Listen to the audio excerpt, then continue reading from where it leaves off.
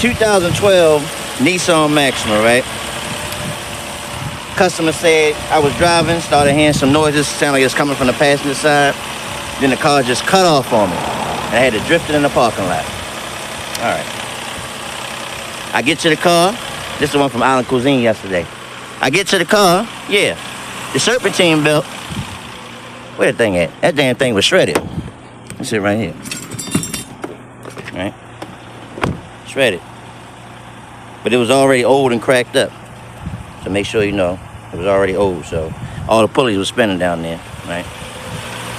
Man, come to find out, the damn wire, because it got messed up, it wound up, you see that wire right there?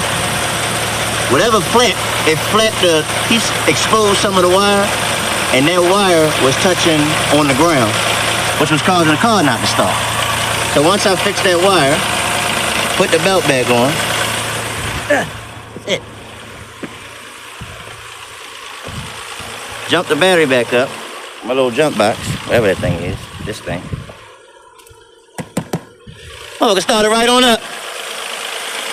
If you got a problem with that Nissan Maxima, or it's a 3.5 Ultima or Maxima, and your belt wind up breaking, and the bitch won't start, check that variable valve timing. That variable valve timing wire. It's that yellow, red, and white, or whatever the color is.